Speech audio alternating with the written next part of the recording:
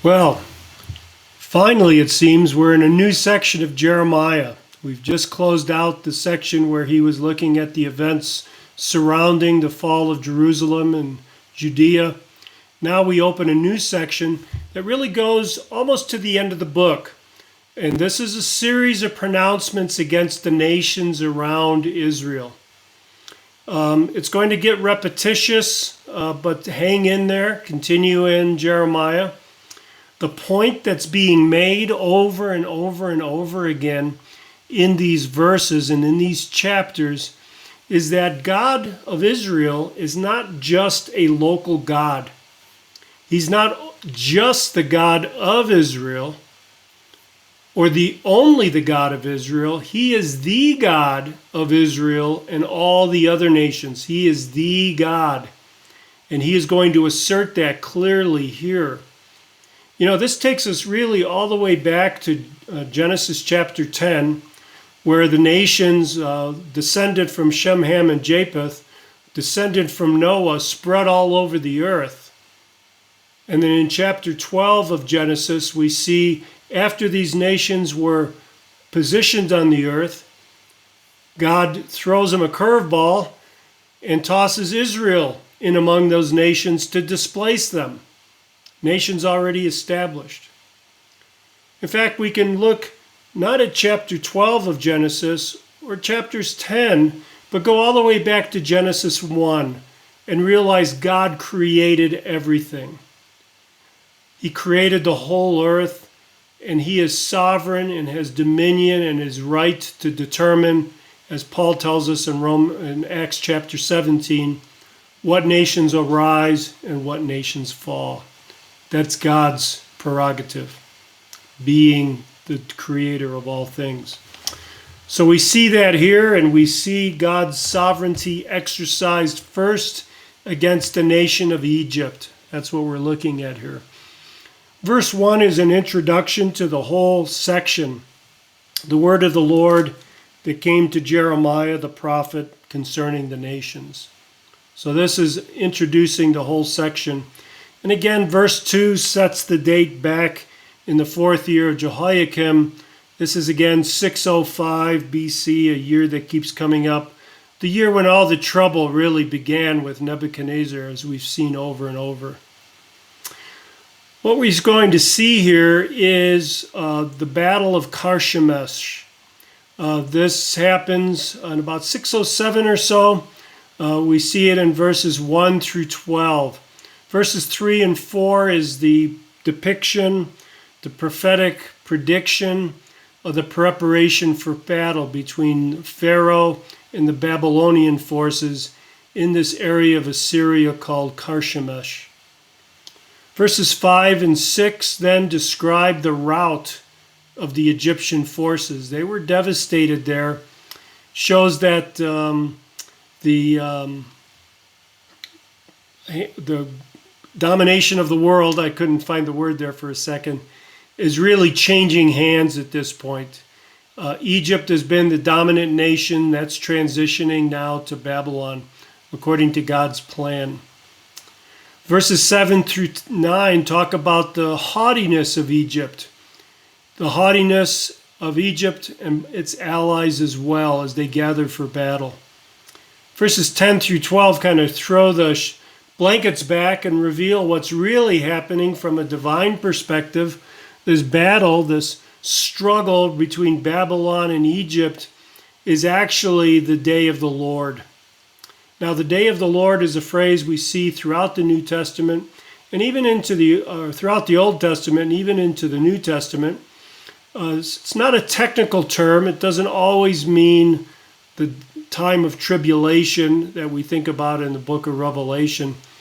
But it's used as a general term for a day that God brings judgment on the earth, that God intervenes in history and brings judgment. That's what this day is.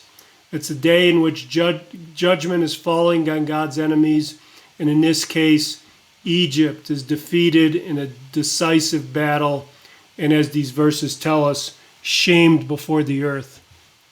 So that's the devastation of Karshamesh, described in verses 1 through 12. Now we see the defeat and the destruction in verses 13 through 26. It's interesting, at the beginning of verse 13, this is Israel's prophet. Let me read that. The word that the Lord spoke to Jeremiah the prophet about the coming Nebuchadnezzar, king of Babylon, to strike the land of Egypt. Might strike you as kind of odd that we have a prophet of Israel in 605, well before the destruction of Judea, making a prophecy about the defeat of Egypt. Why is he doing that? Well, I think the reason is he's warning Israel again and again in various different ways, don't align yourself with Egypt. Don't align yourself with Egypt's gods. Don't align yourself and depend on Egypt's military prowess. It's fleeting. It's going to go away, as the message here. Depend on God. Place your security in him. Verses 14 through 24, this section then is really a poetic description of the judgment that's going to fall on Egypt. And it's coming at the hands of what is called a fly from the north, right? It's kind of a funny thing to call Nebuchadnezzar just a fly from the north. He's giving you God's perspective here, showing you that he's but a fly. He's just shoo over there by God to bring devastation to what was the most powerful nation on earth at that time. This is just a fly that God sends. And then look in the subsequent verses. Verse 15, it says clearly, the Lord has thrust him down. Secondary cause is Nebuchadnezzar. The primary cause is the God of heaven. Verse 16, God has made many stumble. Verse 18, the beginning of verse 18, it refers to the Lord of hosts. I've mentioned before, this is a reference to the God of the armies. When he talks about hosts, he's talking about arrayed angelic soldiers standing by. That God is God over this army of heaven and all the armies of the earth. And that's what we see happening here. The God of Israel in these verses is claiming over and over and over again that he rules all the nations, both the nation in ascendancy right now, Babylon, and the nation in decline, Egypt, and all the other nations as well. Verse 26, God again exercising his sovereignty. This is going to be a proof for those who are come later that they will not only be able to look back and see how God has devastated Egypt through Nebuchadnezzar, but they're also going to see that God reestablishes that nation. And as Isaiah says, surprisingly, Isaiah talks about a time in the future where Egypt and Assyria and Jerusalem are going to form kind of a holy triangle in the Middle East where they'll be worshiping the God of Israel. So Israel's enemies, Israel's nemesis, is going to ultimately bow the knee and worship. The chapter closes out with words of comfort for what's called God's servant here, Israel and Judea, promising, and remember, this is the time of their first exile. God is promising to bring them back. Now, they don't know it, but God knows that there's going to be 2 more exiles after 605, but he is going to bring them back. Verse 28, he says, this is very interesting, especially for those who say that somehow God has abandoned the nation, that he's turned his back on Israel, that there is no future. God says clearly that he will bring an end to the nations, but is not to Israel. In other words, Israel won't cease to be a nation before him. God is going to devastate those other nations, but he will discipline and punish, but not destroy and not forsake his own people. So by way of application, the nations of the Old Testament, the sovereign God was a terror. They were a terror to all of Israel's enemies. He had warned them that he would curse those who cursed Israel. Ultimately, though, he's a comfort for Israel. So as the sovereign God, he's not only sovereign, he's got power to do these things, but he's free to do them.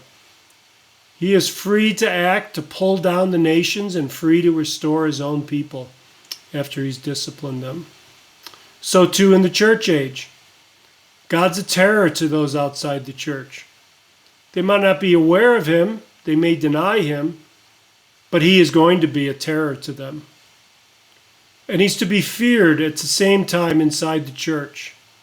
Just as he's going to devastate the evil forces, the evil institutions, the evil nations, and the evil people that are not part of his church, he'll also just assuredly discipline his own church, but never give them up. And what was true of ancient Israel and the nations around her, and what's true of the church and the forces around the church, is also true, brothers and sisters, of you and I. That God is a God to be feared. That God is going to chasten us because he loves us. He cares for us. He wants us to heed his word. And when we don't, he will correct us. Not out of vengeance and not out of wrath, because he wants the best for us. And he is all wise and all powerful. So I pray, brothers and sisters, that you are not feeling the heat right now, but that you fear God. And that fear causes you to be circumspect on how you live and what you say and how you treat the people around you and how you use your gifts and abilities and talents in your church. But also that if you are under God's judgment, that you return to him in fear. A fear of further judgment, but also confidence knowing that he'll accept your confession and restore you to a relationship with him.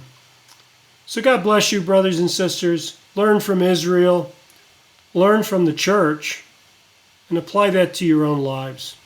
God bless you.